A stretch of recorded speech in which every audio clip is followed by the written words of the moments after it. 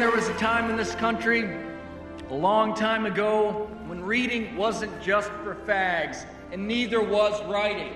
People wrote books and movies that had stories, so you cared whose ass it was and why it was farting, and I believe that time can come again. Welcome back to the Think Liberty podcast. This is episode 71, and I'm your host, Caitlin. Joining me this week, we have Killian Hobbs. How are you doing, buddy? Doing well. I'm glad to be back on. Yeah, I'm glad to have you back on. You haven't been on in, like 10 episodes? Yeah, it's just the timing for the recording schedule, because I like to make sure, I got to make sure that mine gets out, but just for actually trying to do it, I'd have to be up until like 3 o'clock in the morning to record for an episode here and record my other one and then all the other random stuff I do in the background. You big baby. Who needs sleep? So offended. Should be. So why don't you tell everyone about your podcast since you're here? Sure. I'm the host for Coffee Shop Philosophy, which is also available on the Think Liberty podcast network. The episodes come out every Thursday. Right now, I'm doing a series actually on specific philosophers, economists, thinkers, so on and so forth. Got a couple episodes put through already on that front with plenty more planned. So if you're interested, you can go through the last few episodes and take a look at some of the thoughts and some of the discussions I've had about certain specific thinkers or some interesting things about their works that may not have been normally understood with the way they're brought into conversation, but it's interesting stuff. I'll let you guys find it. Yeah, it's great stuff. It's Coffee Shop Philosophy. It's on the Think Liberty network, so make sure to check out those episodes. I think you have Rothbard and Spinoza up so far? Yeah, Rothbard and Spinoza are up right now. Also, David Friedman, which I think that's the most recent one. I sat down with Andrew Kern from over at the Principled Libertarian about that one. Very interesting stuff there. Yeah, definitely. Also, we have Matthew McGowan joining us. How are you? I am doing well. How are you? Doing pretty good. Spent a lot of time doing yard work this weekend, which was super fun. Oh, we had a baseball tournament, and the field, I've coached my kid for, 6 or 7 years, and I've never seen anything like this. It was the muddiest, sloppiest, nastiest field I've ever witnessed, and these dudes got out there with their field dry and shovels and rakes, and they made it playable somehow. So I had a nice weekend outside. It was only raining a very little while we were actually out in it. Other than that, it was pretty sunny, and it was nice. Good spring weekend. Yeah, finally that winter is over. Yes, thank God. So this week we wanted to talk about messaging. I've noticed that people are very confrontational, and libertarians especially are exceptionally confrontational online and in person when talking about our ideas. I wanted to talk about how we get nowhere when talking to the right and the left, and how we can change that. Libertarians especially treat discussions as conflict or an opportunity to berate or embarrass their opponent instead of an opportunity to connect with people in good faith and teach libertarian principles through kindness. I actually watched the Alexandria Ocasio-Cortez documentary on Netflix, and it kind of put this in a different perspective. You see AOC and all of these other progressive Democrats going out and campaigning, and they're getting places with people. Even though these are radical leftist ideas, they're connecting with the average voter. And I wanted to talk about why. Why are they getting places with people that have no interest in politics? They have no interest in economics. And the reason they do is because they show empathy. They're not edgelord assholes to everybody. Some examples of this that I've noticed lately would be calling everyone left of Rothbard commies and stupid socialists. This is kind of a favorite pastime of libertarians. What other examples do you guys see of libertarians and liberty-minded people just kind of treating everybody as an opponent? I think one of the worst examples of that are people who view any type of political discussion as a debate, and they start throwing debate terms around. As everyone who's heard my name on this podcast before knows, I do the Bad Argument series on the Think Liberty website every Wednesday there. So I talk about debate and argumentation and all that sort of stuff a lot. But when you're just having a conversation with someone, especially if you're trying to win them over, treating them as a political opponent and going into it with a debate mentality of saying, oh, that's an ad hominem, that's an appeal to emotion, that's an appeal to authority, oh, you're committing this fallacy, oh, you're doing this. If you're having a debate, that stuff's useful. But if you're trying to just have a conversation with someone and show them the things you believe and show them the things you agree with and how they can be a positive in their life, then that approach just is poisonous. I'll use an example. Someone I was talking to recently, they out and out said that, they had kind of looked into the liberty movement and libertarianism because they thought that it sounded like something that fit their beliefs. But when they came to it, it was just a bunch of guys yelling ad hominem at each other and just shouting back and forth and trying to get into all these pseudo-intellectual high-end debates about things, in which case they kind of stepped away from the entire liberty movement concept for quite a while until they started to come across more good faith arguments and they started to come across things just being positioned more humanly. And then they made their way into actually agreeing with libertarian ideals. That was a person we almost lost because libertarians were acting like libertarians. Yeah, I think a lot of libertarians and anarchists expect their opponents to be these massive intellectuals that can hold a debate when really they're just trying to learn or have a discussion or voice their concerns. It's really frustrating. And another thing I've noticed is immediately taking offense and starting an argument over really complicated issues, which we've been, learning about libertarianism and philosophy and the ideology for years. If someone's just coming in, they're not going to understand this stuff. So they're going to be completely turned off. And of course, we're going to win the argument. And we're going to walk away from the argument thinking, oh, yeah, I totally showed that guy, when all you really did in reality was turn somebody away from libertarianism.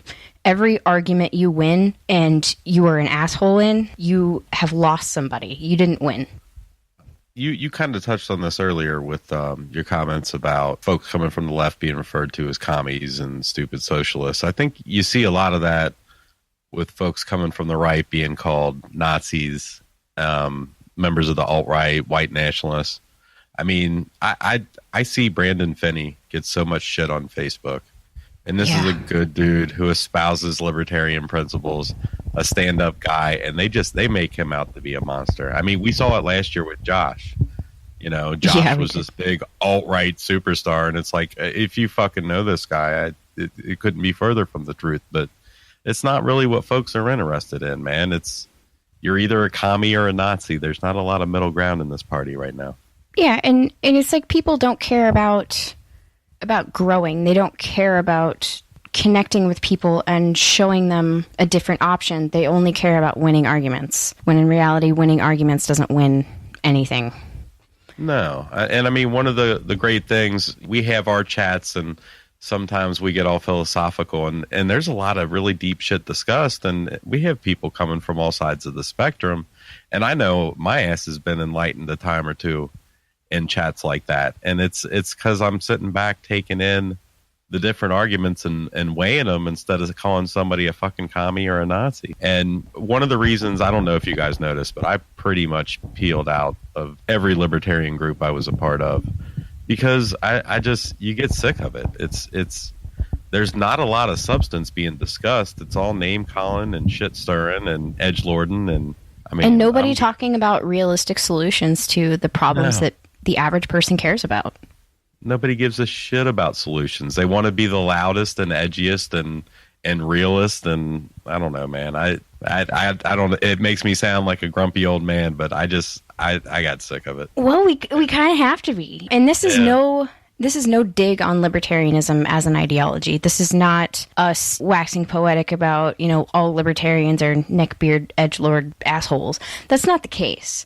Not at all. We have to identify where we're going wrong. What are we doing wrong? Why are we not growing? And really take a step back and reflect. And I actually witnessed an exchange on the Think Liberty page the other day. One girl said, people are struggling to afford basic healthcare and it's a problem. This is on a meme about healthcare or something. And somebody replied, LOL, you clearly don't understand economics at all. You just want big daddy government to take care of you instead of working for it.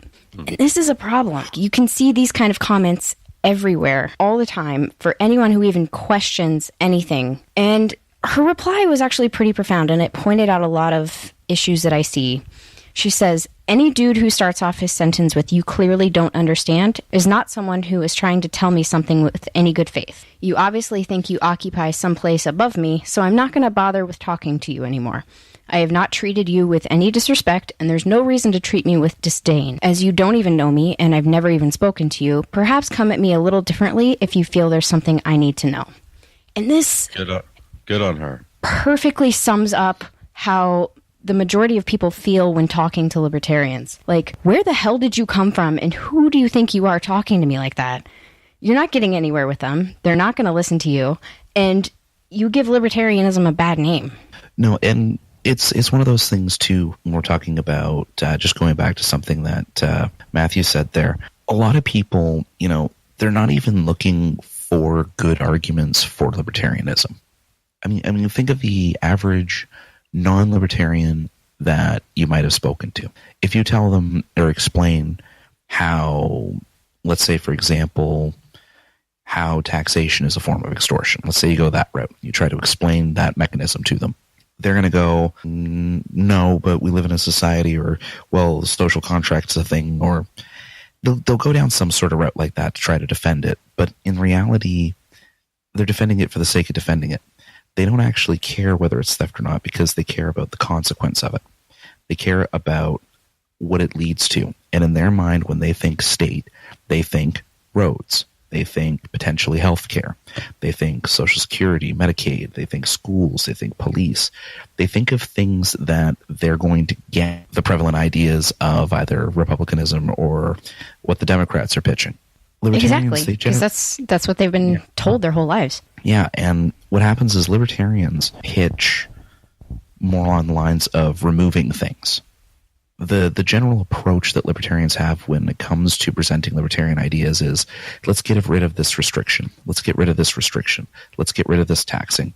It's all it's not negative because the result would be a positive, but it's all from a very negative tear down kind of light. What we need a lot of it sounds counterintuitive. Exactly. What we need to be able to do is actually present solutions and present what the gain is. I see this constantly with libertarian arguments of, well, we're going to get rid of taxation. Okay, but what about all the things that taxes fund? Well, those will exist privately. Okay, so why would we completely undo the system that takes care of it right now? That doesn't make sense. The reason would be so that you can get a higher level of education, because the market breeds competition. You can get rid of all of these issues that we have with, say, the prison industrial complex, because you're going to take away that state incentive part. We can make policing better because they're going to be held to a higher standard that the market can attest to, that we don't control with the existence of a state, etc., etc. We need to realize that while in, say, the realm of argumentation that an appeal to emotion doesn't work, in the realm of politics it does. You need to be able to answer the emotional needs of people. You need to be able to answer what they're looking for. And what they want is a system that's going to fix the things that they see wrong. Simply saying we're just going to tear it down isn't going to win those people over. You need to be able to explain the step after. Exactly. It makes people extremely uncomfortable. And if you make people extremely uncomfortable in your very first interaction, do you really think they're going to listen to you any further than that? Probably not. Well, the problem is that there are times where they do continue to listen, and so many libertarians, when they meet that initial resistance, is when they turn nasty. Yeah. And, they'll start calling them a statist and cuck, and you love your government, and, it's just... And then you just kind of become a meme. Try to win people. Yeah. That's where the libertarian caricature meme comes from, is that attitude towards people. I've never really understood the whole, let's insult everybody who doesn't agree with us, because we didn't all start out libertarian. We all used to be something else. We all came from somewhere else. We all learned slowly and came to libertarian ideology over time. And it wasn't because somebody called us a status cuck. Right. I think there's a natural resistance that when somebody comes up in your face and they say, no, you're wrong about everything you've ever believed, and if you don't believe what I believe, then you're part of the problem. I mean, you're going to have a natural resistance to that. So to Killian's point, you try to approach it in an educational sense, like, hey, this is what I believe, and here's what we believe will address the concerns that you're raising. And they're very valid concerns, because this is the system everybody's known their entire life. It's not like us sitting around and debating the nuances of anarchism or libertarianism. This is brand new to people. And, when you go in and just throw up on them about if they send their kids to public schools, they're prostitutes for the state. I mean, that's why we're at our 1 or 2%. And well, that is why I became a libertarian, because somebody told me that I was a welfare whore for sending my child to public school. Shit, you're right. Yeah. It's so silly. And to reference the AOC documentary again, there's this one woman who was running for, I think, state assembly or Senate in Nevada. And she actually mentioned right-wing trolls online when she was talking about her campaign and how people were calling her a Marxist and a communist and socialist scum. And she's like, I don't even know what a Marxist is. And that really kind of opened my eyes. Like, these people who are espousing democratic socialist ideology or running for office, they're just everyday people. They haven't read Karl Marx. They're not these communist players that have this deep agenda. They're just people who are concerned with how to put food on the table, how to pay for their health care. They see people dying, waiting on health care. These are real, valid concerns, and we have to stop dismissing their concerns and calling them names, because all that does is give them ammo. Mm-hmm. Well, and it makes a case that we're not to be taken seriously. We're internet trolls. We're internet trolls to a large percentage of the very few people who know who the hell we are. We are the smartest people in the room that nobody ever listens to. Right. And we have no one but ourselves to blame. Yeah, we definitely have to stop treating people as opponents and more as fellow human beings that have the same concerns as us at their core. And these concerns are, like I had mentioned, healthcare. There are people dying waiting for healthcare, and if your kid dies waiting on healthcare because they don't have insurance, and then you see somebody on TV talking about Medicare for all, that's going to be pretty damn appealing. Yeah. You're not gonna go to the guy who's saying, "Yeah, we just need to cut all the regulation and privatize everything," because that doesn't sound like it's a solution at all. It's just not where you start. You have to ease folks into that. Hell, I'd be satisfied if at this point, people in the liberty movement, be they libertarians or otherwise, just were able to treat each other as if they're on the same team. Because, good Lord, man, watching some of the comments over the last couple weeks on Facebook from different conventions, and I'm sure you guys have seen it all. It's just, if I'm new to the liberty movement, or if I've got a friend in the liberty movement, he's like, hey man, you should come to this meeting with me, or you should check out this page. And I hop on and I spend a couple minutes and say, I don't know, the delegate group. Dude, I'm running the fuck away from the Libertarian Party and never looking back. I did that. And that's, yeah. And it's disheartening because we do have a lot of good ideas in this movement. And there are valid ways to illustrate how to deconstruct the state that we never get to because, we're too busy debating over who's a Nazi and who's a commie and who's the bigger status. Right. We have to realize what the real opponent is, and that is dangerous ideologies. But we have to stop conflating ideology with people, because the average person is not educated on communism and socialism and the intricate economic arguments for all of these different concerns that they have. They just care about their families. And this is where the socialists are really good at what they do. They go around and they listen to people. And that's something we don't do. We don't just listen to people and validate their concerns, because psychologically, that's how you approach things if you're trying to get your way. You need to validate people. You need to let them be heard. You need to let them think that you really do care about their concerns, because it's everybody's concerns. We're all concerned about how to take care of our families. And that doesn't mean that you can't speak out against socialism. But like you said, when you start conflating the ideology with people and you start attacking people instead of bad ideas, then you lose any chance that anyone's going to listen to you. Exactly. Outside of your own effort. We can't start out every conversation of, well, actually, you can't tell people they're wrong right off the bat, even though they could be horribly, horribly wrong and just making the worst possible arguments in a discussion. It's just about how you approach it. It's like your mother taught you growing up. Treat people the way you want to be treated. If you don't like people talking to you like an idiot, don't talk to them like an idiot, especially if you're trying to educate them on the finer points of liberty. One thing that I'll throw in there too, because I've discussed this in a couple of different podcast episodes and through some articles as well.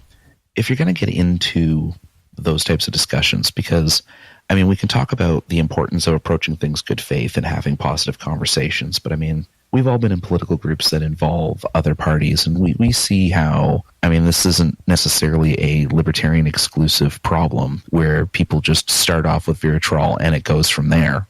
You know, we've all seen the multi-paragraph, mostly caps lock arguments from both Democrats and Republicans on different things as well. The first thing we need to do is we need to get rid of the illusion that libertarians are special. Yes. They're not special in this regard. They're just like the other parties, they're humans. Not every single person that's in the liberty movement has an IQ of 160. So people need to stop pretending that they do. If we can realize that, then that solves half the problem of some of the just neckbeardy arrogance that comes across in some of these conversations. That natural contrarian, well, obviously you believe this because you haven't read these 17 books that I read 3 quotes out of, so I'm an expert now. Which that's a whole other ball game that I'm not going to touch on in this episode. That's an epidemic. We're trying to stay positive here, but the other part with it as well that I find, is, again, in realizing that these are people. And when you're talking to other people, if you're going to have that kind of exchange when it comes to the political, you need to start off by asking what you want to get out of that exchange. So sometimes, it might be, because let's be honest, most of the time if libertarians are having a debate with people, they're not sitting down at their local bar having a random discussion with somebody about the finer points of Nozick. That's just not something that happens in a bar. You sit, you drink, and then you forget half the night. That's what happens when I go to a bar. Right. Well, then you're doing it right. But when most of these things are happening in like online debate groups and stuff like that. So when you're going into these types of debates, you have to ask yourself, why are you going to debate? Why are you entering this discussion? If you're entering the discussion because you're trying to win over the person you're talking to, tailor your approach to that.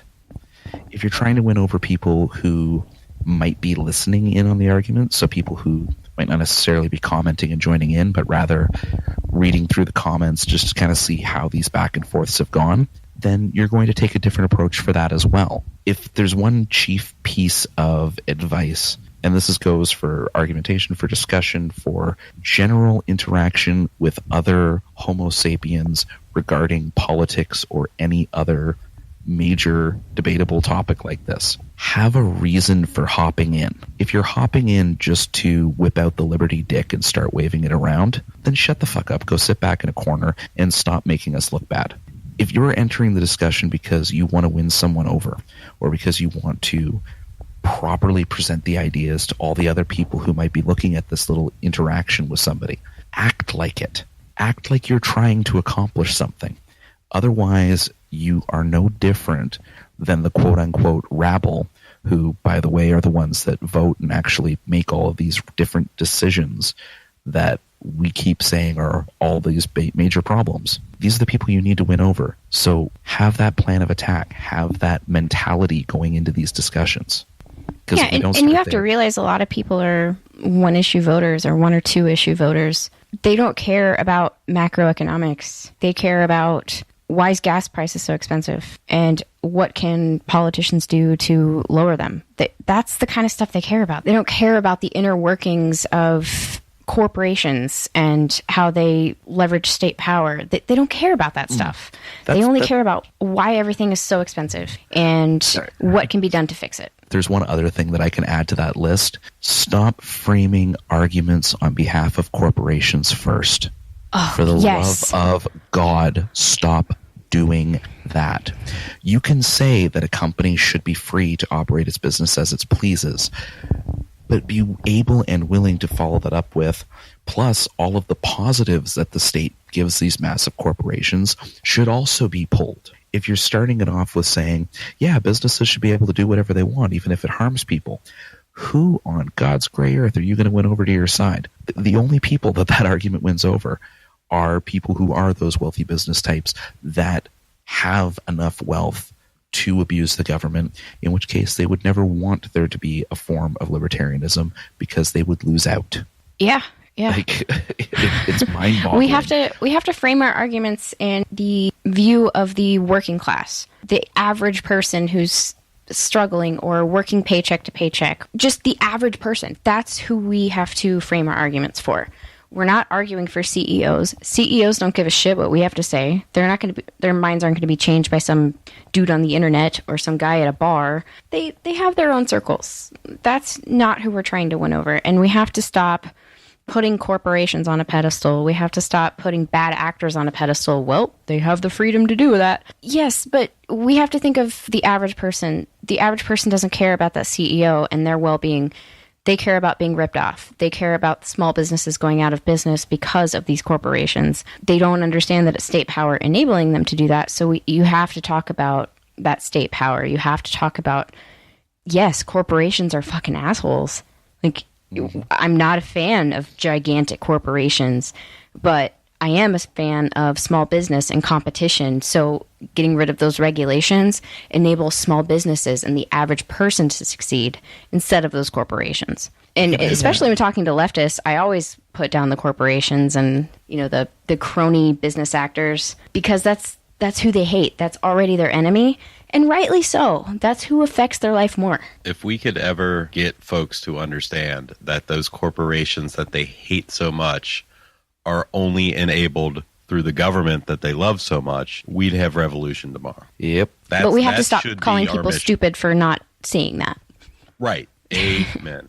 Amen. I'll use an example, actually, just before topics turn or anything like that. Everyone remembers the bake the cake fiasco, so to speak, right? Everyone remembers that one. And, of course, the libertarian answer to that one was, well, the business should be free to discriminate against the gays. And that was like the hardline libertarian answer if you were anyone other than Gary Johnson. So I had a different way of presenting that one. Should the business have the right to not, quote unquote, not bake the cake or not do that or discriminate in that way? Sure, they should have the right to be able to pick who their customers are. But we as customers, or we as just the general population, should encourage businesses to do that because it exposes them. And it means that we don't have to do business with them anymore. Like you look at how much money Chick-fil-A made before everyone lost their mind about the whole, the CEO believes in gay conversion and all that sort of stuff.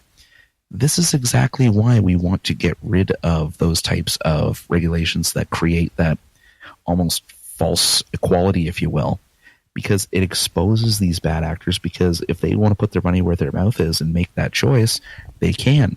And then we know what they stand for. Then we as customers can put them out of business by no longer giving them money. But we can't do that if we don't know what their intentions are.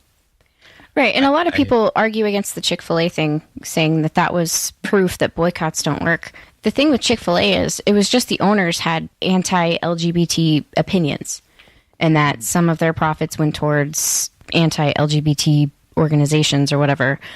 But if they had been turning gay people away from their businesses, that would have been a very different reaction from everybody. It wouldn't have been the failed boycott on Chick-fil-A. It would have been massive boycotts on Chick-fil-A. If they were turning and not serving gay people, it would have been very different. It's not an argument against boycotts. It's just, it wasn't equivalent. And that was, the bake the cake thing is really relevant in this situation because discrimination is another thing that we fail on messaging. Yes, we think businesses should have the right to discriminate, but that doesn't mean I want businesses going out there and saying we only serve white people. That's ridiculous. I want a gay baker to be able to say, I'm not going to serve this Nazi, like this well-known Nazi. I'm not going to serve them. I want them to have the right to do that. And the ones that discriminate based on bad ideas that they have or racial bias or bigotry or whatever, I want to know who they are.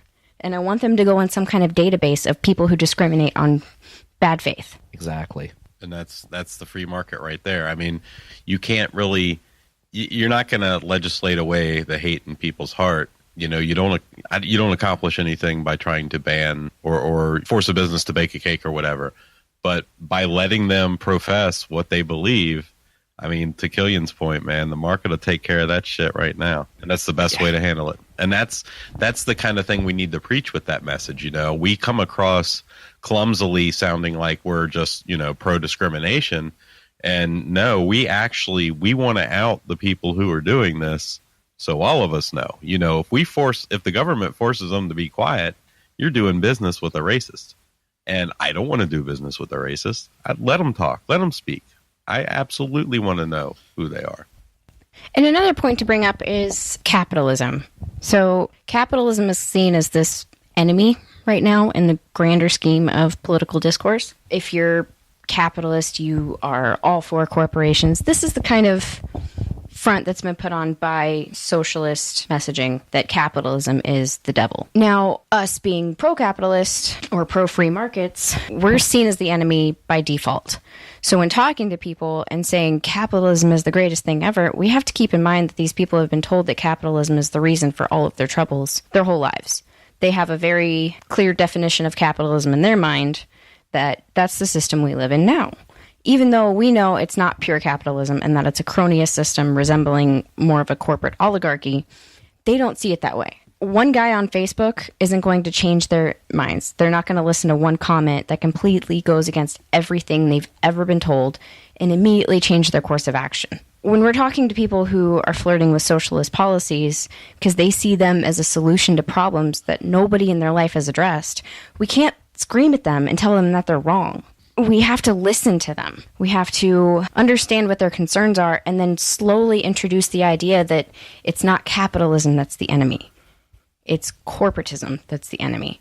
And we have to very slowly introduce that idea. We can't completely introduce this radical shift in their thinking because they're going to immediately turn us off. I've always found the most effective way for me, I mean, even if it's not political, if I want to change somebody's mind on something, I take an incremental approach. Let's find a small subject where we have common ground, we just differ on the approach. And if you do it piece by piece in good faith without calling people names, you'll be surprised how far you can get.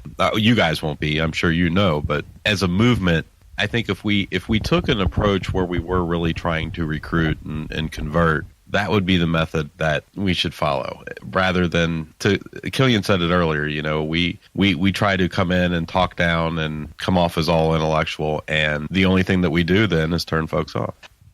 I think one of the main things that libertarians are not all that good at expressing or even getting to the bottom of is the fact that we share the same concerns. We have the same problems and we see the same issues that other people see with the system.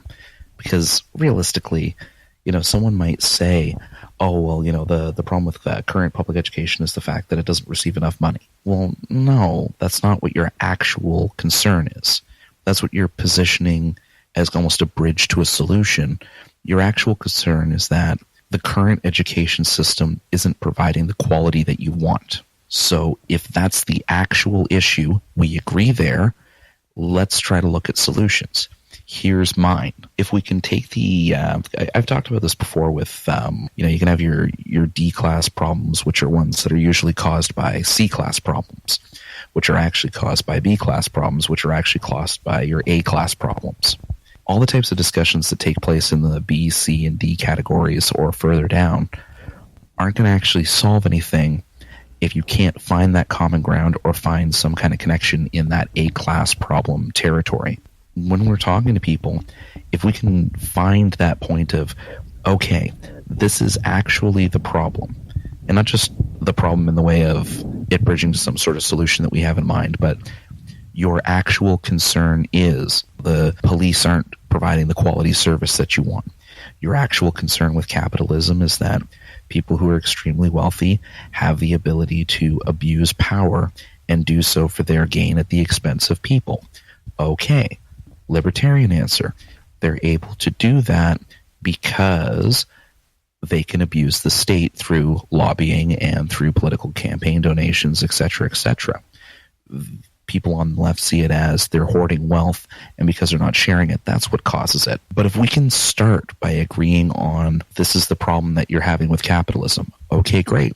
Even us capitalist libertarians have that exact same problem with it. Let me show you why I think this is the solution. If we can start at that kind of agreement, if that identification of what the problem is, and we can find ground that, hey, you know what, we're both in this together trying to solve this, I think that that's going to, or at least has the ability to alleviate 80% of the contention that these kinds of arguments or discussions about politics usually brings up in people. Right. And you have Absolutely. to treat people as, instead of opponents, approach every situation like you're trying to make a friend. Because if it's a friend leading to you to new ideas, you're going to listen a lot more, instead of some guy yelling at you that you're wrong and that you're a terrible person because of your beliefs. If you try and go into these new relationships and these new, I guess, conversations with people, try and make friends with them first. How do you make friends? You find common ground. And like you said, with your A-class problems and your B, C, and D-class problems, the way you find your common ground is get to the root of it. And the best way to do that is ask a lot of questions. Don't immediately throw facts and figures and 17 libertarian books at them. Ask them questions about what they believe, because every person is different. Every person has different motivations, different goals, different needs, different things that need to be addressed. And that's why they find other ideologies more, I guess, appealing. It's because they feel that their needs are being addressed, that their goals will be easier met going with those ideologies. So we have to ask a bunch of questions. We have to get to know this person and get to the root of that A-class problem where we have that common ground. And we have to stop trying to offend people. It's funny because I was just scrolling through my Facebook feed, and the first status I see is, if it's so important not to offend people, why is it so much fun? Did I mention that being offended is often a natural response to losing an argument? How is this rational?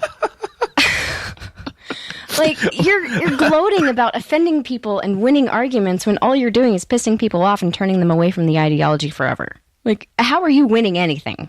Like, why do we take joy in being edgelords? I just don't understand it. Like, I don't understand why being an edgelord is more, I guess, appealing to the average libertarian than being empathetic. So, I think that the most important takeaway, realistically, from just all of this is, and it sounds weird coming from me. I've had to say this a few times now. It's kind of weird. It's weird coming from me, considering that a lot of what I do is focused around argumentation. But it's really important to recognize that there doesn't need to be an argument.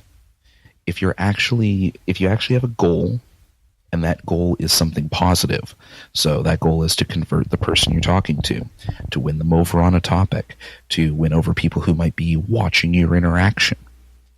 If you have that kind of goal, then it doesn't need to be a debate. It can just be a discussion. Sure, the other person that you're talking to, they might be a bad actor. They might just be yelling back and forth at you about, whatever slogans that the other parties like to throw at people. Sure, that could be the case, but it doesn't mean that you need to stoop to that level and give up your humanity simply because you found a bad actor in their midst. If you have that goal of trying to win people over and trying to connect to them and trying to say, listen, I get it. I get where you're coming from. This is why I support these solutions, because I have the same concerns you do, and I want to see these things solved so that just as a society, we improve.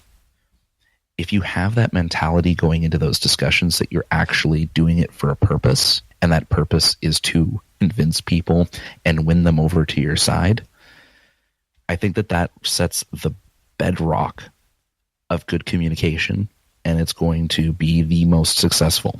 It's a cliched old line, but you do, in fact, win more flies with honey than you do with vinegar. Yes, you do. I would say, if I was to give one piece of advice, or if maybe there was one thing I would like to see libertarians keep in mind when they're speaking with folks, not only people outside of the movement, but people inside the movement. Nobody likes talking to a negative motherfucker, man. If all we're going to do is put people down, or I shouldn't say we, if all you're going to do is put people down, try to flex your intellectual dominance and elevate yourself at the expense of others, there's so many other things you can do with your time than try to pretend that you give a shit about liberty. We really need to take a more positive approach with not only, like I said before, not only with folks that we're trying to bring into the movement, but with each other. This movement could use a good dose of positive. And hopefully this will be the year that tide starts to turn. Agreed. Now, to wrap this up, I'd just like to say that communism and socialism are absolutely dangerous ideologies. These are, with everything that we've said, I don't want it to come off as us agreeing with socialists or agreeing with communists. It's really just us taking a step back and looking at our approach and seeing where we're going wrong, because we're not growing at the rate we should be. We have all the right ideas, but terrible, terrible delivery. So it's important for libertarians and liberty-minded individuals from across the bottom of the political spectrum to fight back against these ideologies. But to do so, we have to stop thinking of the average people as enemies. The majority of people who vote for these socialist policies have the same concerns as us. Healthcare costs, cost of higher education, they're stuck in socioeconomic situations with seemingly no way out. They care about their families, the same as us. That's the core of human behavior, caring about ourselves and those we surround ourselves with. We're all looking for the best way to meet our needs and our goals. But outside of the ideologues that have studied communism and socialism and are really educated on the politics behind them, most people just see what they see as solutions being offered.